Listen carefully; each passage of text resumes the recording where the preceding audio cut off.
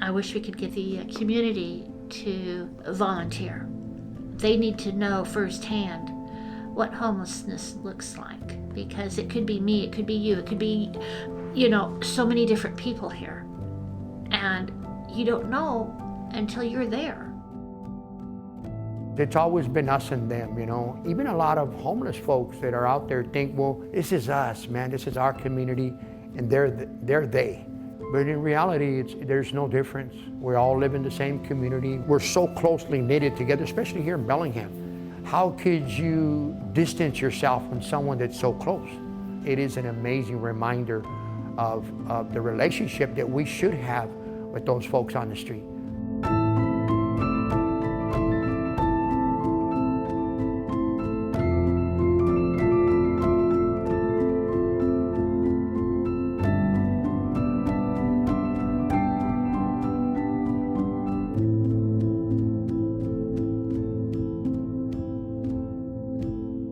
It's so easy to make assumptions as to what to do in order to fix the problem. There's just a lot of fear and confusion around what homelessness is. It's a bit of a complex thing, though, in that if your goal is to say, well, I don't want to see these people, I don't like the way they behave, that's a legitimate upset, but that doesn't invite any kind of relational healing or human connectedness.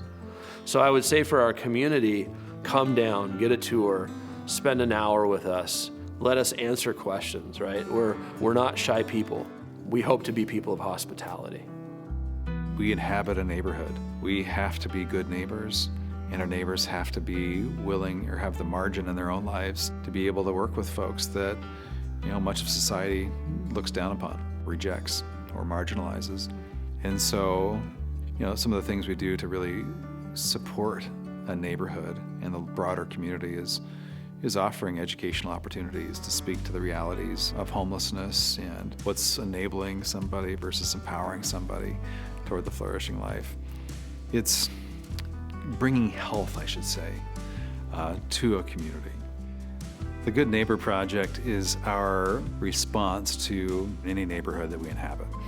So we want to make sure people have that relational connection with the mission. We have our neighborhood liaison engaging downtown businesses. Businesses are often impacted by homelessness. Customers might be scared if they see someone out front that looks rough. We do cleanups of alleyways in downtown Bellingham. We send out crews. We have our volunteers that are helping. We have guests that are helping sometimes as well. Clean up and clean off graffiti and pick up trash and be a blessing to the neighborhood overall. Not just for the homeless folks coming in our doors, but for those folks that are neighbors to an area. Good Neighbors also has a neighborhood advisory group. It's a really great group where stakeholders in the neighborhood can come in and voice concerns and troubleshoot and figure out solutions, and that's been a real benefit. And I find when people feel like they have a voice for their concerns, that really creates a greater level of acceptance and sense too of hope that, okay, I'm not alone in trying to keep my business safe. I can call up the mission and they'll send someone down to work with the situation. So you don't feel like you're just having to resolve these problems yourself. The mission has a lot of relationships with businesses, civic leaders, and with government to ensure that the services that we're offering are really meeting the need the best way possible. And we are privately funded, but we do sit in on all those meetings to really ensure that our community has a robust solution to homelessness. This work can't be done in a vacuum. We have many partner agencies that we work with on a daily basis, and so those range from the GRACE program done by the county and the city that has community paramedics and intensive case managers and behavioral health specialists embedded at the police department. We also work a lot with the HOT team from the Opportunity Council and Opportunity Council caseworkers, Unity Care and SeaMar's caseworkers. SeaMar comes in and does a once-a-week free medical clinic at base camp that all of our guests access. We also work closely with Whatcom Treatment Center and the Bellingham Housing Authority and emergency services in Bellingham. And not the least of our partners is the city and the county. It's a whole community coming together. It takes a village of support for any one of us to be successful, and that is true as well for people to access our services too. We're so grateful for those community partners and volunteers that choose to engage on a daily basis. We also try to make it really accessible for people to walk with and to engage with folks in our programs on a volunteer basis. There's lots of opportunities to volunteer at the mission. It's just, it's been a really rewarding time that I've spent here, just to see the change in some people, being able to help and point them in the right direction. I just thank the mission for all they're doing there. The staff is great, and I'm so glad that I can help out.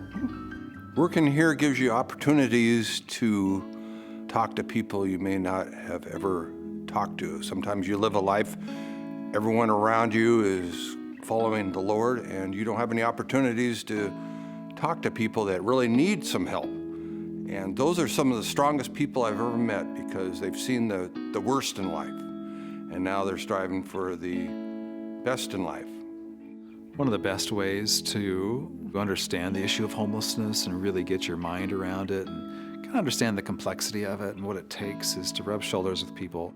Volunteering is one of the strongest ways to get involved and have impact yourself on this very important and growing issue. People can talk out the side of their necks all day long, but you know what? When people are actually moving their feet, then that's truth. That's where it needs to start, and it's got to start in our own backyard. And I feel like that's what Bellingham needs to start, to reach out. We need more people to advocate for the people that are hurting, that have mental disorders, that are struggling with addiction. And it's not even that right now. We look at everything that COVID's done as well. Just people being able not to pay their bills and have become experienced homelessness from that now, not being able to pay rent and stuff like that, right? We gotta let our compassion and our empathy override our judgmentalness, because we're all in this together. And that's the truth of it. As humans, as a society, as a community, as a country, as a world, we need to work together. We can't do this alone. We need our volunteers. We need our financial partners. We need all the other agencies partnering with us to continue to offer the services that we offer. Our people need the broader Bellingham community to know that they're accepted and valued in our community, and not just people to be, pushed off somewhere to not be looked at. We need everybody to be at the table, having the conversations that are necessary. We need everybody to move the needle on homelessness in our community. It can't just be a mission thing. We need everybody. I know there's a lot of suffering in this community.